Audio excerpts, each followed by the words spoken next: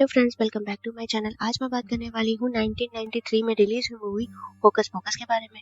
Movie की शुरुआत में हमें 1693 का समय दिखाया जाता है, जहाँ सलेम में एक गांव में बिली नाम का एक लड़का अपनी बहन एमिली के साथ में रहा करता था। एक सुबह जब बिली उठता है तो उसकी बहन एमिली घर से गायब होती है। वो काफी परेशान हो जाता है और एमिली को ढूंढना शुरू कर देता है। सबसे पहले वह पूरे घर में एमिली को खोजता है, लेकिन जब वो उसे वहाँ नहीं मिल पाती है तो उसे ढूंढने के लिए वो बाहर निकल जाता है। कुछ देर बाद बिली को उसका एक दोस्त मिलता है, जो उसे बताता है कि उसने एमिली को एक औरत के साथ में जंगल की तरफ जाते हुए देखा था। ये सुनकर बिली थोड़ा डर जाता है, क्योंकि जंगल में कई खतरनाक जानवर रहा करते थे और उसे डर था कि एमिली को उनसे खतरा हो सकता है। इसके बाद वो जंगल में जाकर एमिली को ढूंढने लगता है। तभी उसे जंगल के बीचों बीच एक घर दिखाई देता है, जिसमें से अजीब सा धुआं निकल रहा होता है। बिली चुपके से उस घर के अंदर घुस जाता है। वहाँ वो देखता है कि तीन चुड़ैल बहनों ने एमिली को पकड़ रखा है। दरअसल उन तीनों ने एक जादुई काढ़ा बनाया था, जिसे एमिली को पिलाकर वो अपनी जवानी और जीवन शक्ति हासिल करना चाहती थी, ताकि वो खुद दोबारा जवान हो सके। जैसे ही तीनों चुड़ैलें एमिली को काढ़ा पिलाने की कोशिश करती हैं, बिली उन पर हमला करके उनका काढ़ा बर्बाद करने की कोशिश करता है, लेकिन तभी एक चुड़ैल अपने जादू से बिली को बेहोश करके बंदी बना लेती है। आखिरकार तीनों चुड़ैलें एमिली को वह जादुई काढ़ा पिला देती हैं और उसकी जीवन शक्ति को अपने शरीर में समा लेती हैं। ऐसा करते ही तीनों चुड़ैलें फिर से जवान हो जाती हैं, लेकिन अपनी जीवन शक्ति खोने की वजह से एमिली की मौत हो जाती है। होश में आने के बाद में बिली एमिली को मरा हुआ देखकर खुद को छुड़ाने की कोशिश करता है। तभी तीनों चुड़ैलें उसे श्राप देकर एक काली बिल्ली में बदल देती हैं। कुछ ही देर बाद गांव वाले एमिली को ढूंढते हुए चुड़ैलों के घर तक पहुंच जाते हैं। वहां उन्हें एमिली की लाश मिलती है। ये देखकर गांव वाले तीनों चुड़ैलों को पकड़ लेते हैं और उन्हें फांसी देने की सजा सुना देते हैं। लेकिन फांसी दिए जाने से पहले विनीफ्रेड नाम की चुड़ैल गांव वालों को चेतावनी देती है कि अगर कभी किसी ने हैलोवीन की रात में उसकी जादुई मोमबत्ती जला दी तो वो तीनों दोबारा जिंदा हो जाएंगे। इसके बाद तीनों चुड़ैलों को फांसी दे दी जाती है। इसके बाद हम बिल्ली को एक काली बिल्ली के रूप में अपने पिता के पास घूमते हुए देखते हैं, लेकिन उसके पिता उसे पहचान नहीं पाते हैं। फिर कहानी हमें 300 साल आगे यानी वर्तमान समय में ले आती है। यहाँ एक टीचर अपने स्टूडेंट को तीन चुड़ैल वाली कहानी सुना रही होती है, लेकिन मैक्स नाम के लड़के को अपनी टीचर की बातों पर विश्वास नहीं होता है। वो कहता है कि भूत और चुड़ैल जैसी कोई चीज नहीं होती। इसी दौरान मैक्स की क्लास में पढ़ने वाली एलिस उसे बताती है कि टीचर ने जो कहानी सुनाई है वो पूरी कहानी सच है, लेकिन मैक्स फिर भी उसकी बातों पर विश्वास नहीं करता है। स्कूल खत्म होने के बाद में एलिस मैक्स को अपने घर पर होने वाली हैलोवीन पार्टी में इनवाइट करती है। अब हमें पता चलता है कि मैक्स और उसका परिवार हाल ही में इस शहर में रहने आए हैं, लेकिन मैक्स को ये जगह बिल्कुल पसंद नहीं आती है और वह अपने माता पिता से वापस घर बदलने की विनती करता है। उसके पिता उसे समझाते हैं कि अब वो दोबारा घर नहीं बदल सकते। ये सुनकर मैक्स गुस्सा होकर अपने कमरे में चला जाता है। तभी उसकी छोटी बहन डैनी पीछे से आकर उसे डरा देती है और फिर दोनों हैलोवीन की तैयारी करने लगते हैं। शाम होते ही मैक्स एलिस की पार्टी में जाने के लिए तैयार होने लगता है। ये देखकर डैनी भी उसके साथ जाने की जिद करने लगती है, लेकिन मैक्स उसे मना कर देता है। इस बात से डैनी नाराज होकर घर से बाहर चली जाती है। मैक्स उसे मनाने के लिए उसके पीछे जाता है। तभी उसे दो लड़के दिखाई देते हैं जो डैनी को परेशान कर रहे होते हैं। ये देखकर मैक्स उनमें से एक लड़की की पिटाई कर देता है। इसके बाद दोनों लड़के डरकर वहां से भाग जाते हैं। मैक्स अपनी बहन डैनी को प्यार से समझाने की कोशिश करता है, लेकिन जब वो फिर भी उसकी बात नहीं मानती है तो मैक्स उसे अपने साथ एलिस की पार्टी में ले जाता है।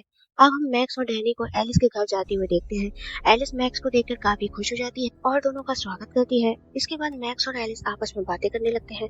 इसी बातचीत के दौरान एलिस फिर से क्लास में सुनाई गई चुड़ैलों वाली कहानी का जिक्र करती है। वो बताती है कि उन चुड़ैलों को उसके पूर्वजों ने मारा था। एलिस आगे बताती है कि समय के साथ उन चुड़ैलों के घर को एक म्यूजियम में बदल दिया गया है, लेकिन अब वहाँ कोई नहीं जाता। इसी वजह से वह म्यूजियम पूरी तरह से वीरान पड़ा हुआ है। ये सुनकर मैक्स एलिस से उस म्यूजियम में चलने की रिक्वेस्ट करता है, ताकि वह खुद जाकर देख सके कि चुड़ैलों की कहानी सच है या फिर पुरानी कहानी है।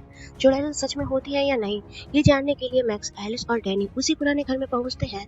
वहाँ उन्हें कई अजीब चीजों के साथ साथ चुड़ैलों की जादुई किताबें भी मिलती हैं, जिसे एक कांच के बॉक्स में बंद करके रखा गया था। तभी मैक्स की नजर एक मोमबत्ती पर पड़ती है। उसके बारे में लिखा होता है कि अगर कोई इंसान हैलोवीन की रात में इस मोमबत्ती को जला दे तो तीनों चुड़ैलें दोबारा जिंदा हो जाएंगी। लेकिन मैक्स को ये सब बातें बकवास लगती हैं, इसीलिए वह अपने जेब से लाइटर निकालकर मोमबत्ती को जलाने की कोशिश करता है। हालांकि मोमबत्ती जलाने से पहले ही उसके ऊपर एक काली बिल्ली झपट पड़ती है। इसके बाद एलिस और डैनी मैक्स से कहते हैं कि अब हमें यहाँ से घर चलना चाहिए, लेकिन बेवकूफी में मैक्स उस मोमबत्ती को जला ही देता है। जैसे ही मोमबत्ती जलती है उसकी लौ काले रंग की हो जाती है। उसी के साथ पूरे घर में तेज हवाएं चलने लगती हैं और देखते ही देखते वहाँ तीनों चुड़ैलें वापस जिंदा हो जाती हैं। उन्हें देखकर एलिस, डैनी और मैक्स छुप जाते हैं, लेकिन चुड़ैलों को बच्चों की खुशबू आने लगती है और वो डैनी को ढूंढ लेती है। हालांकि डैनी उनसे डरने की बजाय उससे बातें करने लगती है। बातचीत के दौरान चुड़ैलों को पता चलता है कि वो पूरी 300 साल बाद दोबारा जिंदा हुई है। तभी चुड़ैलें बताती हैं कि जैसे ही अगली सुबह होगी वो तीनों फिर से मर जाएंगी। इसीलिए उन्हें उसी रात किसी बच्चे की जान लेकर उसकी आत्मा को सौंपना होगा। इसी वजह से वो डैनी को मारकर उसकी आत्मा हासिल करने के लिए तैयार हो जाती है।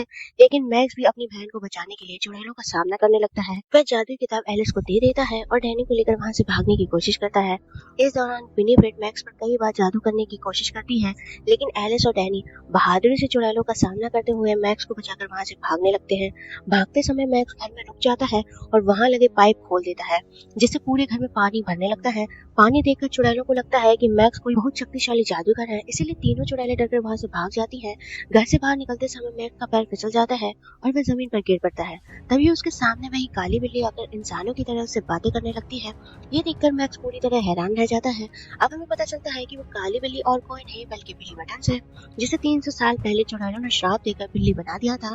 घर से बाहर आने के बाद में बिली मैक्स, एलिस और डैनी को लेकर एक कब्रिस्तान में जाता है। वहाँ वह उन्हें अपनी 300 साल पुरानी कहानी बताता है। दूसरी तरफ तीनों चुड़ैलें भी अपनी झाड़ू पर बैठकर उस कब्रिस्तान तक पहुंच जाती हैं। वो बच्चों से अपनी जादुई किताब को वापस लेने की कोशिश करती हैं। इसी दौरान चुड़ैलें कब्रिस्तान में दफन एक मुर्दे को जिंदा कर देती हैं और उसे किताब लाने का आदेश देती हैं। उधर मैक्स, एलिस और डैनी भागते हुए एक सुरंग तक पहुंच जाते हैं, लेकिन तभी वह मुर्दा मैक्स को पकड़ लेता है। मैक्स किसी तरह उसका सिर अलग करके सुरंग के अंदर घुस जाता है। अब एलिस बताती है कि ये सुरंग शहर के बीचों बीच निकलती है, इसीलिए वो तीनों उसी सुरंग के रास्ते आगे बढ़ने लगते हैं। दूसरी तरफ चुड़ैलें चलते चलते एक बस स्टैंड पर पहुंच जाती है। वहाँ उन्हें एक बस दिखाई देती है, लेकिन उन्हें समझ नहीं आता है कि इसका इस्तेमाल कैसे किया जाता है। वो बस के ड्राइवर से पूछती है कि ये बस क्या करती है और फिर उसमें बैठ जाती है। कुछ देर बाद ड्राइवर उन्हें एक घर के सामने उतार देता है, जहाँ एक हैलोवीन पार्टी चल रही होती है। तीनों चुड़ैलें पार्टी में जाकर बाकी लोगों के साथ घुलने मिलने लगती हैं, लेकिन जब वो पार्टी से बाहर आती हैं तो उन्हें अपनी झाड़ू नहीं मिलती। दरअसल जब वो घर के अंदर गई थी तब वो बच्चे उनकी झाड़ू लेकर चले गए थे, इसीलिए अब उन्हें पैदल ही अपनी किताब ढूंढने जाना पड़ता है। दूसरी तरफ मैक्स, एलिस और डैनी अपने माता पिता को हैलोवीन पार्टी में पहुंचकर उन्हें पूरी बात समझाने की कोशिश करते हैं, लेकिन उनके माता पिता मैक्स की बातों पर विश्वास नहीं करते हैं। तभी तीनों चुड़ैलें भी वहाँ पहुंच जाती हैं। उन्हें देखते ही मैक्स एक स्टेज पर जाकर पार्टी में आए लोगों को चुड़ैलों के बारे में बताने लगता है, लेकिन वहाँ मौजूद लोगों को लगता है कि मैक्स सिर्फ मजाक कर रहा है।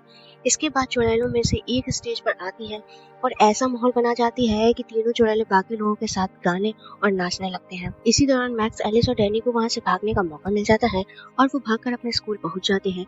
कुछ देर बाद जब तीनों चुड़ैलें स्कूल के पास पहुंचती हैं तो उन्हें बहुत सारे बच्चों की खुशबू आती है। इससे उन्हें लगता है कि स्कूल के अंदर बहुत सारे बच्चे मौजूद हैं। ये देखकर तीनों चुड़ैलें स्कूल के अंदर चली जाती हैं, जहाँ मैक्स उन्हें रोकने के लिए एक नई चाल चलने की तैयारी कर रहा होता है। मैक्स चुड़ैलों को एक ऐसे कमरे में ले जाता है जहाँ वह उन्हें फंसाने के बाद आग लगा देता है। देखते ही देखते तीनों चुड़ैलें आग में जलने लगती हैं और उनकी मौत हो जाती है। उनके शरीर से धुआं निकलने लगता है और मैक्स, एलिस, डैनी और बिली ये देखकर काफी खुश होते हैं और आखिरकार उन्होंने चुड़ैलों को हरा दिया है। इसके बाद सभी मैक्स के घर पहुंचते हैं और वहाँ बिली को दोबारा इंसान बनाने का तरीका खोजने लगते हैं, लेकिन दूसरी तरफ हम देखते हैं कि चुड़ैलों के शरीर से निकलने वाला धुआं वापस स्कूल की बिल्डिंग में पहुंच जाता है। कुछ ही देर बाद उसी धुएं में तीनों चुड़ैलें दोबारा जिंदा हो जाती हैं और अपनी जादुई किताब को ढूंढने लगती हैं। रास्ते में उन्हें वही दो लड़के मिलते हैं जिनसे मैक्स की पहले बहस हुई थी। वो दोनों लड़के चुड़ैलों का मजाक उड़ाते हैं। ये देखकर चुड़ैलें उन्हें अपने घर ले जाती हैं और एक पिंजरे में बंद कर देती हैं। अगले दिन मैक्स को जादुई किताब से कोई ऐसा मंत्र ढूंढते हुए देखते हैं जिससे वह बिली को दोबारा इंसान बना सके, लेकिन जैसे ही किताब खुलती है उसमें से तेज रोशनी निकलती है। उस रोशनी को देखकर तीनों चुड़ैलों को किताब की लोकेशन का पता चल जाता है। बिली किताब को खुला देखकर उसे तुरंत बंद कर देता है और मैक्स से उसे छुपाने के लिए कहता है, लेकिन तब तक बहुत देर हो चुकी होती है। तीनों चुड़ैलें वहां पहुंच जाती हैं और मैक्स से अपनी किताब छीनने के साथ साथ डैनी को भी अपने साथ ले जाती है। इसीलिए मैक्स अपनी बहन डैनी को बचाने के लिए उसके पीछे भागता है। अब हम तीनों चुड़ैलों को दोबारा उसी जादुई काढ़े को तैयार करते हुए देखते हैं जिसे वो डैनी को पिलाकर उसकी जीवन शक्ति हासिल करना चाहती थी, लेकिन तभी मैक्स वहां पहुंचकर उन पर हमला कर देता है। सबसे पहले वो काढ़े का बर्तन जमीन पर गिरा देता है ताकि चुड़ैलें उन काढ़े की मदद से डैनी की आत्मा अपने अंदर ना खींच सके। इसके बाद मैक्स, डैनी और उस जादुई किताब दोनों को लेकर एलिस की कार में वहां से भाग निकलता है। हालांकि चुड़ैलों को पता चल जाता है कि काढ़े का थोड़ा सा हिस्सा अभी भी बचा हुआ है, इसीलिए वो उसे लेकर मैक्स का पीछा करने लगती है।